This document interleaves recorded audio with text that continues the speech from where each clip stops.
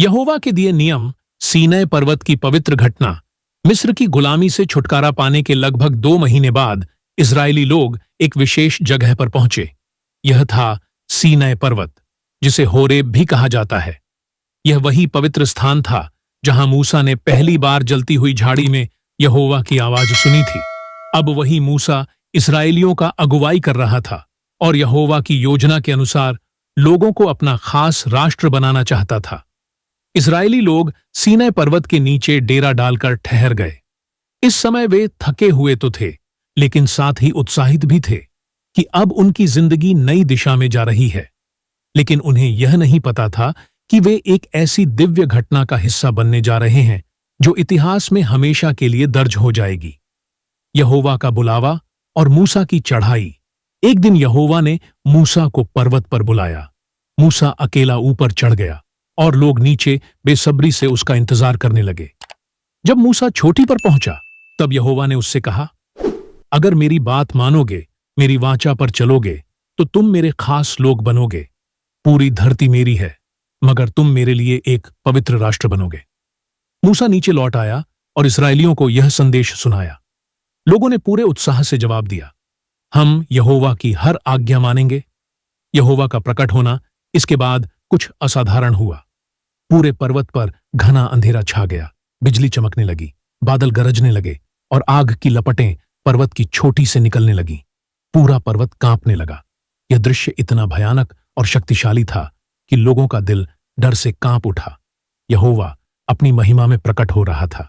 10 आज्ञाएं। यहोवा की सीधी वाणी, भीषण गर्जना और बिजली के बीच यहोवा ने खुद अपने मुख से 10 आज्ञाएं सुनाई।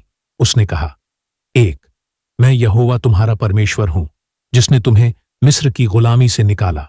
2, तुम मेरे सिवा किसी और ईश्वर की उपासना मत करना। 3, तुम मेरे नाम का दुरुपयोग मत करना।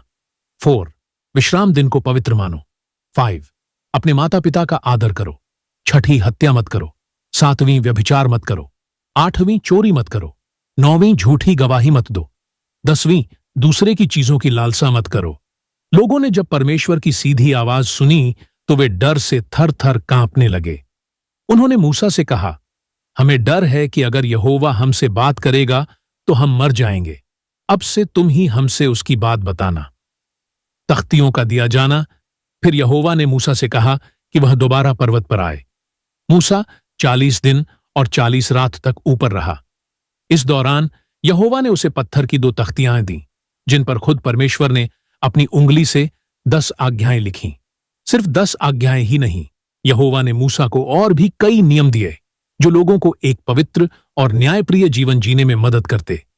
मूसा ने उन सब नियमों को अलग से लिखा ताकि आने वाली पीढ़ियां भी उन्हें जान सकें। प्रेम के 2 महान नियम।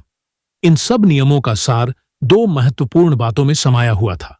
1, अपने परमेश्वर यहोवा से अपने पूरे दिल, पूरी आत्मा, पूरी बुद्धि और पूरी ताकत से प्रेम करो। 2, अपने पड़ोसी से वैसा ही प्रेम करो जैसा तुम अपने आप से करते हो। बाद में जब परमेश्वर के पुत्र यीशु मसीह पृथ्वी पर आए तो उन्होंने भी इन्हीं 2 आज्ञाओं को सबसे बड़ा बताया।